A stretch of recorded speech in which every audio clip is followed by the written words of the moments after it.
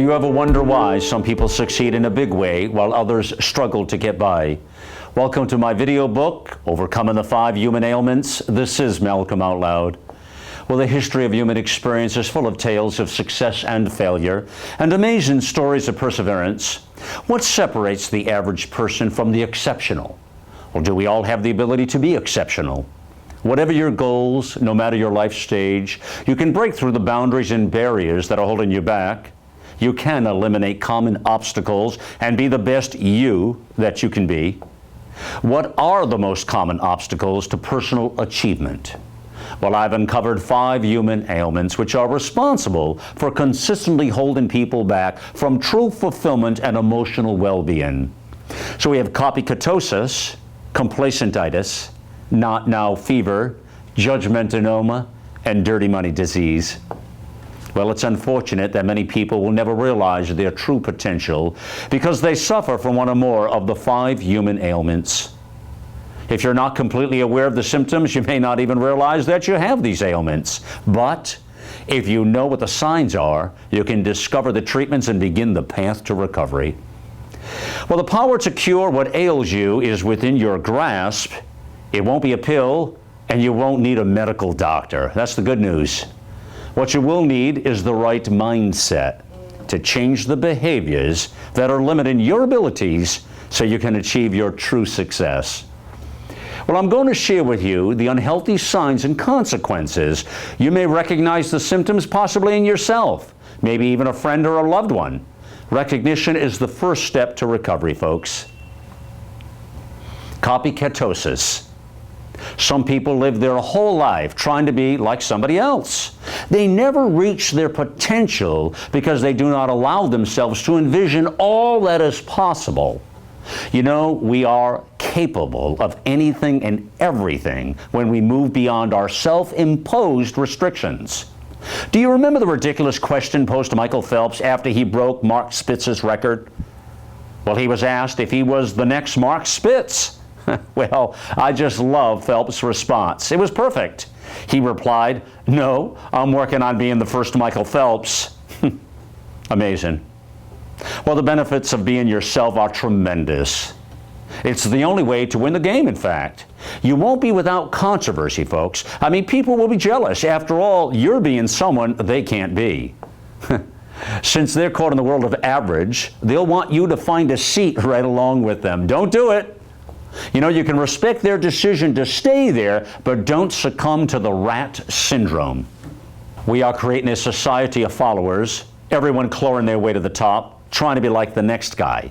If they do everything by the book, maybe they can join the club. We've become a society that is all too predictable. If you don't conform, then you're a screwball.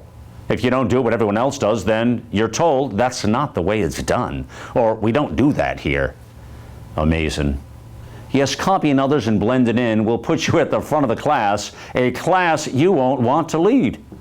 You know, there are those who set the trends and those who follow. If you don't get uncomfortable with yourself and your routine, you will never discover that being innovative is the key to success. All right, so here are a few remedies to cure copycatosis.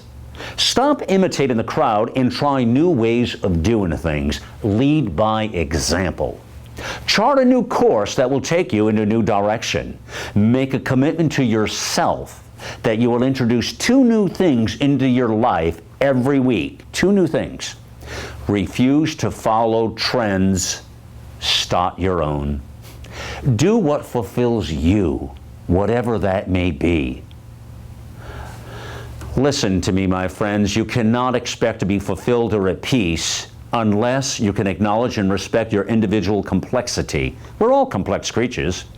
You know, in order to experience the richest and most meaningful relationships, you must first recognize who you are, the relationship with yourself, who you're destined to be. Do you constantly tell yourself there are just not enough hours in the day to get it all done? Do you often intend to accomplish a specific task but run out of time? Well, if you answered yes, you should check your temperature, because you probably have a touch of not now fever. Well, not now fever causes a vicious cycle of intention, then stress, and finally anxiety. Well, procrastination is habit forming, folks. The word is derived from the Latin verb procrastinare, which simply means to put off or postpone for another day. Well, today, behaviorists typically define it as a learned habit derived from a human preference for short-term rewards.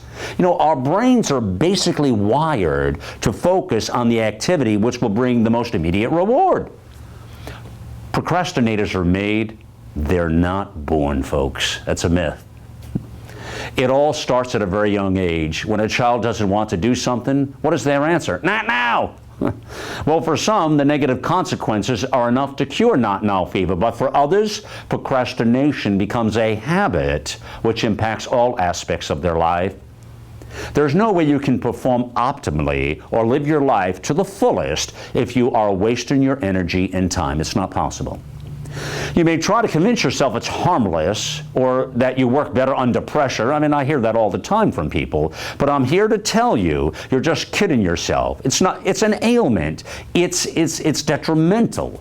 In fact, a study found that procrastination is on the rise, and that increased procrastination makes us poorer, fatter, unhappier on the whole. All right, there are three types of procrastinators now, okay? There's the arousal procrastinator, and arousal procrastinators do so for the thrill of working at the last minute to complete a project. They just love it. All right, the avoider procrastinator does so from either the fear of failure or the fear of success, just total fear. The decisional procrastinator believes that not making a decision somehow relieves them of the responsibility of the outcome. Don't ask me. They simply don't want it to fall on their shoulders. But we not only put off projects we could finish, but we put off projects we don't want to do. This is our way of saying, I don't have time. How many times have you heard that said? Listen, let me give you the truth. We make time for everything that is important to us and everything we want to do. If you don't have time, it's because you don't want to make the time. It's not important enough in your life. We all have 24 hours a day, 7 days a week. In fact, 365 days a year. Let's face it, it's simply an easy excuse to use when you want to avoid something. We've all done it. We just tell people, I don't have time. Then what we really want to say is, I don't want to do it, or I don't like you, or I don't want to bother. All right, let's cure not now fever together. Studies indicate that procrastination is primarily due to an inability to self-regulate. Make sense? You must decrease your potential distractions. You have to break the task, I think, into manageable pieces, and as the Nike slogan goes, just do it. Small pieces. Each morning, start with a list of things to accomplish for the day. Make a realistic decision about what can be finished by day's end, right?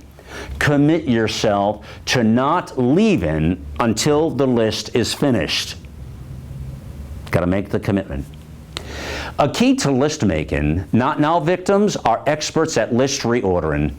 They just constantly reorder the list.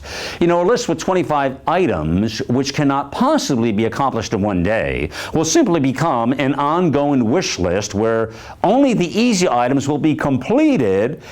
You get the difficult stuff done. I say get the difficult stuff done first, not at the end. But that's not the way a lot of people do it. They get the quick stuff done and they push that hard stuff off. Not a good thing. Don't let others interrupt you. Never overpromise. Don't set yourself up for failure. Always deliver what you know you can finish in a timely manner. Folks, the one thing you should never, ever, ever compromise on is your word. You've heard the expression, don't put off tomorrow what you can do today. Well, Abraham Lincoln said, you cannot escape the responsibility of tomorrow by evading it today.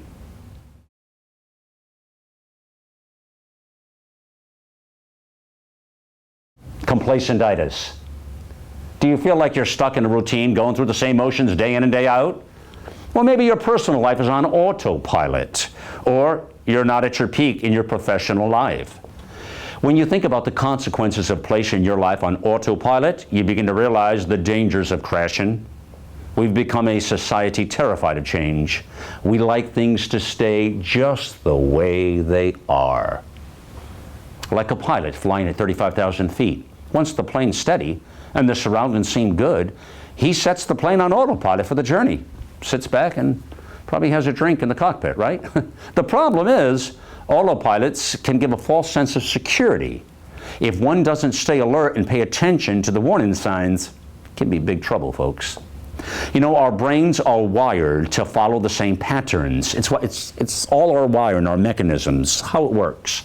We become automated without even knowing it. We don't even know what's happening. Sometimes to the point where it seems we have no control over it.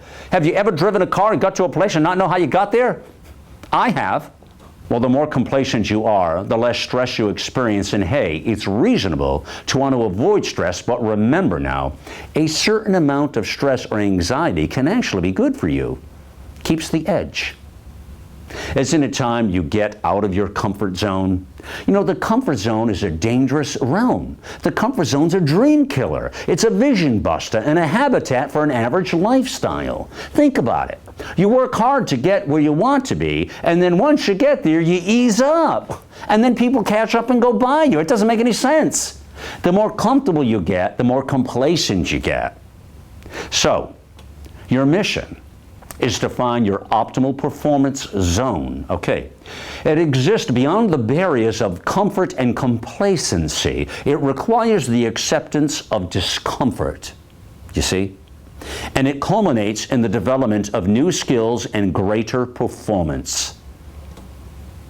When we get too used to a situation, complacency sets in. Well, it's equivalent to being in neutral. It's like putting it in neutral, right? Your engine's running, but you're not moving forward. Well, if complacency is the disease, change is the cure. Start with these easy things. All right.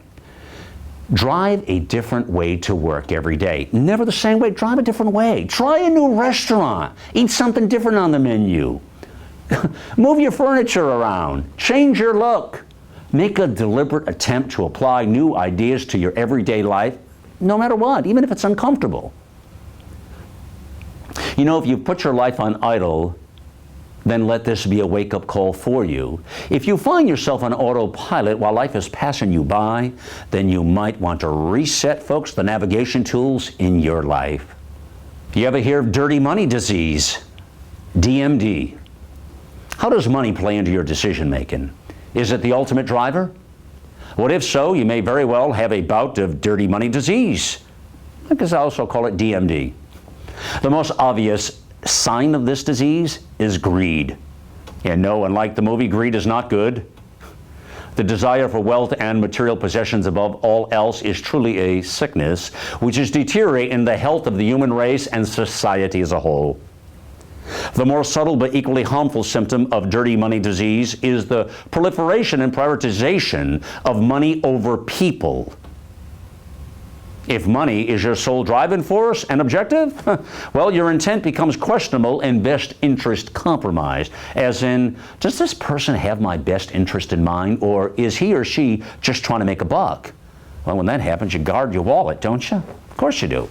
Your overall reasoning may be correct and on target, but listen, if a critical decision is ultimately made based on only your financial gain, then you're in serious danger of undermining your long-term success. The compromise of your intent or character is a symptom of DMD. Consider the decisions you make every day throughout life. What career to pursue, what job to take, where to live, even how to live. So often these decisions are made based upon money. And the course leading to the best financial outcome is chosen, but what does your heart, your soul, your gut say? What do they want? You know, we're all anxious to make ends meet, and please, don't sell your soul along the way. Always strive to first find a win-win solution. Focus on value and making a difference in someone else's life instead of focusing on money. Focus on fulfillment and meaning instead of focusing on money. You'll be way further ahead, folks. Judgmentanoma. It's a tough one. Throughout history, people have passed judgment on others for a wide variety of reasons: skin color, gender, wealth, style of dress, nationality, class, length of hair. I just don't like you. The list is seemingly endless. We form opinions and conclusions about the value of others, and we do so to our own detriment. You know, Judgmentanoma is the fifth human ailment. It destroys relationships and it hurts people of all ethnic and socioeconomic backgrounds. It's completely avoidable if you can readjust your mindset and behaviors to accept people for who they are and what they believe. It's the richness of the world, folks, cultural diversity. But you must free yourself to live the life of your own choosing. Most importantly, let those around you live the life of their choosing as well. Like them, love them, and then respect them and their choices. Others may not like your choices, but respect the uniqueness in each and every one of us. You know, my own very personal experience has led me to offer the following life lessons. Indeed, the hurt, sorrow, and pain that comes when someone you love so much rejects or shuns you because they have judged you is a burden I, Malcolm, shall carry with me throughout my life. I hope you can find value and hopefully avoid losing your most important relationships by following these simple principles. With the exception of criminal activity or physical or emotional abuse, everything else can and should be overlooked or forgiven. Life is way too short, folks. Don't burn the popcorn. Allow those around you the space to make their own decisions and their own mistakes. Guide them, but don't judge them. There's a difference. Pursue your dreams no matter your age. Doesn't matter. In fact, records show people over 50, many of them succeed incredibly so. You're never too old. You can succeed. Listen, you can succeed if these are your dreams, not your mother's, father's, or anyone else's. They're yours. Do not judge the dreams of those around you. When disagreements arise, and they will, be the bigger and wiser person and reach out first. It hurts, but get over it. Don't rehash the past. You know, I never understood why people live in the past. You can never change the past. It's a fact. You can only change tomorrow. Try to understand and forge better relationships with people. Look through their eyes. Put yourself in their shoes. Unconditional love means to love someone and respect their decisions no matter what. Finally, do not believe for one moment that you know what is best for someone else. You have the right to determine the difference between right and wrong for yourself and no one else. You may not like the choices that the people in your life make, but allow your heart and your soul to lead you, not misguided righteousness, unless you're willing to damage the relationship permanently. In closing, being the best that you can possibly be does not happen by accident, my friends. The human spirit is a marvelous creation. We all have unlimited potential to succeed at whatever we put our mind to. When you dig down for that little bit extra, there's no telling what you can accomplish. We've seen it in sports, business, and in politics. The awkward baseball player that doesn't really fit the profile, but in 1920 puts up an absurd 847 slugging percentage and then goes on to be an all-time superstar.